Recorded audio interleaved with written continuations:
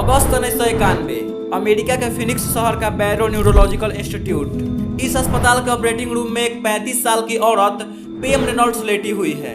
पेम के ब्रेन का एक नस गुब्बारे की तरह फूल चुकी है और वह कभी भी फट सकती है। डॉक्टर पेम से कह चुके हैं कि उनके पास बहुत ही कम समय बचा है। उनके बचने का सिर्फ एक ही रास्ता है, एक बेहद रिस्की ऑपरेशन। एक ऐसा ऑपरेशन जिसमें मशीन के जरिए उनके हृदय के धड़कन को पूरे तरीके से रोक दी जाएगी और फिर उनके ब्रेन को खोलकर उनके ब्रेन से सारा खून बाहर निकाला जाएगा। सुनने में काफी डरावना लगता है, लेकिन डॉक्टर्स के पास अब इसके अलावा कोई दूसरा ऑप्शन नहीं बचा था। वह तुरंत इस ऑपरेशन को शुरू करते हैं। पेम की आंखों पर टेप लगाई जाती है।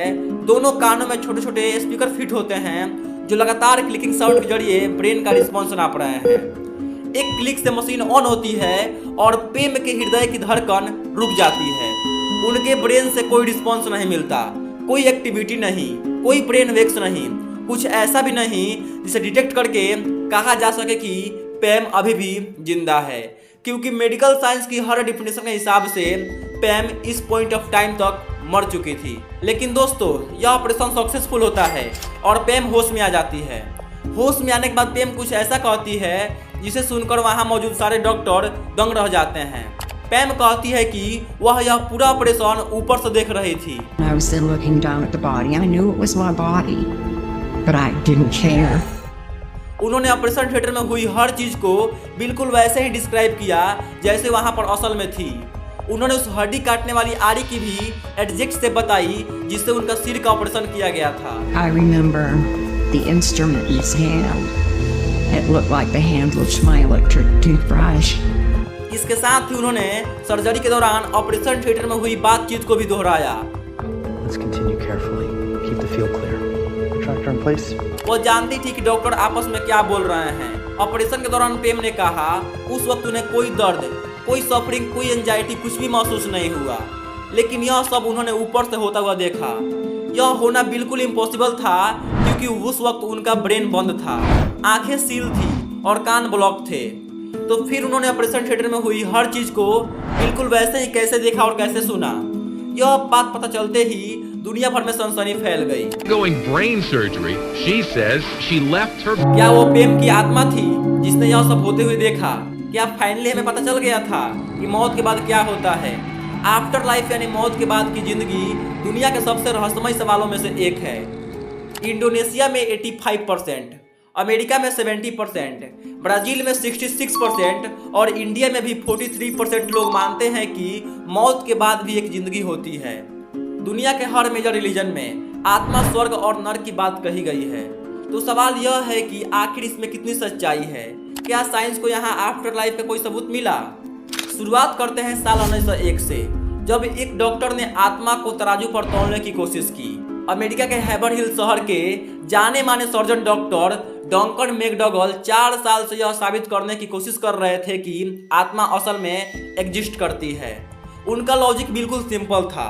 अगर आत्मा सच में होती है तो उसे स्पेस एक्यूफाई करना चाहिए और उनका वजन भी होगा।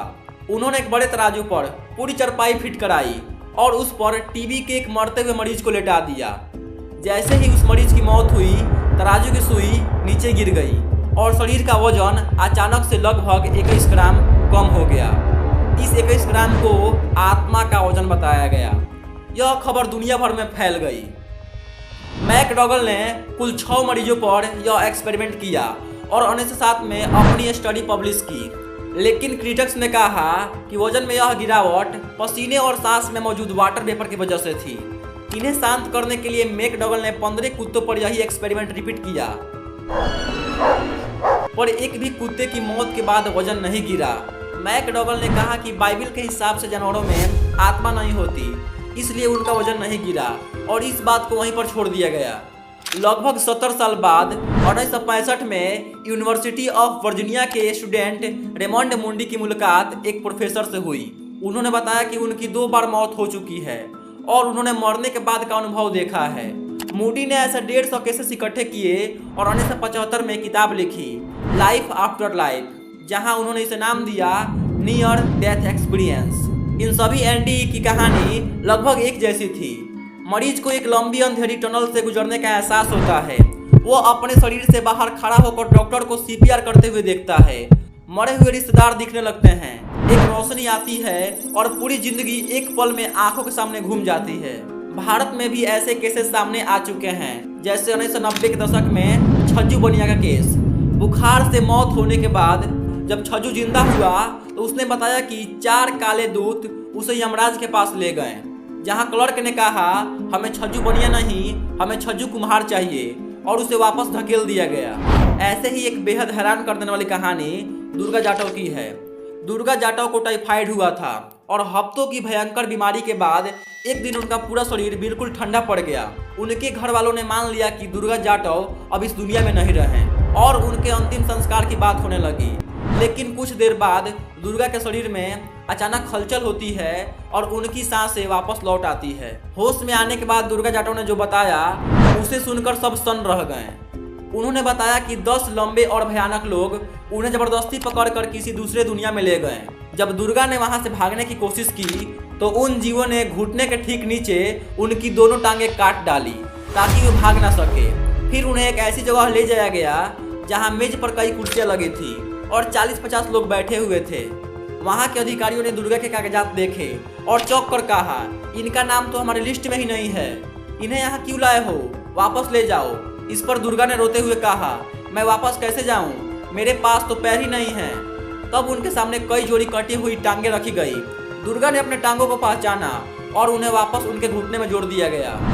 जाते जाते उन्हें सख्त हिदायत दी गई कि अपने घुटनों को मोड़ना मत, नहीं तो ये वापस नहीं जुड़ेंगे। इस कहानी की सबसे शॉकिंग बात यह है कि दुर्गा के होश में आने के कुछ दिन बाद ही उनकी बहन और पड़ोसियों ने देखा कि दुर्गा के घुटनों पर गहरे लाल रंग का निशान उभर आए थे, बिल्कुल उसी जगह जहां उनके मुताबिक उनके टांगे काटी गई थी, जबकि बीमारी या बेहोशी के पहले वहां पर कोई निशान नहीं था।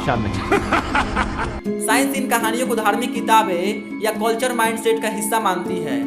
साइकोलॉजिस्ट सुजन ब्लैकमोर के मुताबिक यह सब एक मरते हुए इंसानी ब्रेन के विजन्स हैं। जब दिमाग में ऑक्सीजन की कमी होती है तो विजुअल कॉर्टेक्स के सेल्स रेंडमली फायर करते हैं, जिससे टनल और रोशनी दिखाई देती है। तनाव में रिलीज होने वाले एंडोर्फिन्स गहरी शांति का एहसास कराते हैं।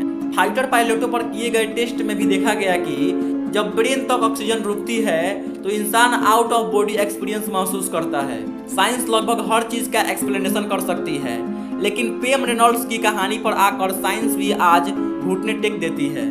याद करिए पेम रेनॉल्ड्स की वो कहानी, पेम को रोशनी दिखना, मरे हुए रिश्तेदार दिखना दिमाग में केमिकल एक्टिविटी से समझाया जा सकता है, लेकिन पेम ने जो हड्डी काटने वाली आरी की एडजेक्ट से बताई, इसके साथ ही डॉक्टर्स आपस में क्या बातचीत कर रहे थे, ये सब बताना एकाएक इंसान को शॉक कर देता है और इसका जवाब साइंस के पास भी नहीं है। खुद उनका ऑपरेशन करने वाले दुनिया के सबसे मशहूर न्यूरोसर्जन डॉक्टर ये मानते हैं कि उनके पास भी कोई साइंटिफिक एक्सप्लेनेशन नहीं है। क्या इंसानी दिमाग में ऐसे भी रहस्य छिपे हैं जिनका पता आज का मॉडर्न साइंस भी नहीं लगा पा रहा है? इस सवाल का जवाब आपको कमेंट में बताना है।